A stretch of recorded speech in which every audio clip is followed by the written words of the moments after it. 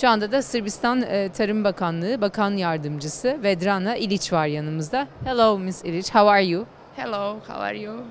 Thank you. So how about Turkey's contribution and the relationship between Turkey and Serbia with regards to agriculture? Where are we standing? Turska je naš veoma važan spoljnopolitički saveznik.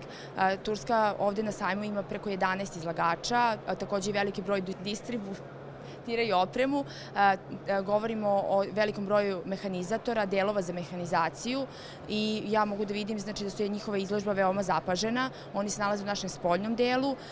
Tokom ovih dana, čak tokom nedelje su nestale karte, što govori o velikoj posjećenosti i velikom broju ljudi koji su posjetili naš sajam.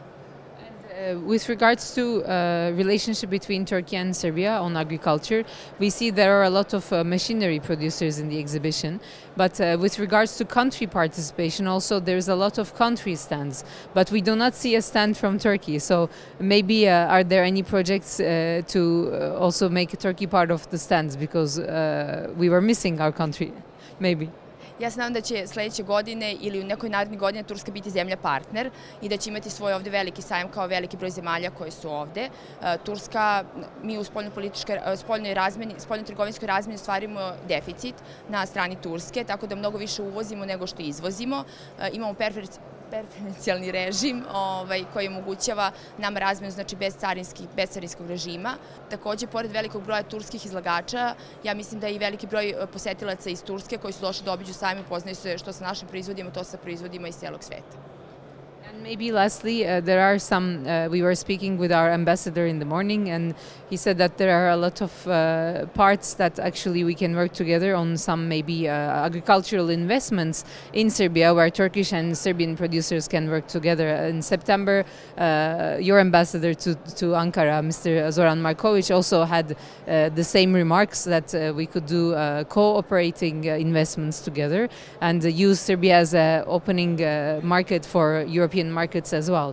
So on this subject, do you think that there will be more progress maybe towards the end of this year? Ja se nadam da Turska i Srbija će naći zajednički jezik i ulagati u neke zajedničke projekte. Pre svega govorimo o Turskoj agenciji TIKI koja može da nam pomogne na tom polju. U prethodnih godine bilo je nekih iskustava, naročito u oblasti stočarstva. Ja se nadam sledeći put kad dođete da ćete moći da obiđete te projekte i da vidite na samom terenu kako to izgleda. Lastly, if you want to say anything to our Turkish spectators that are mostly farmers and Turkish producers and Turkish big agricultural companies, I want to leave the word to you. Thank you.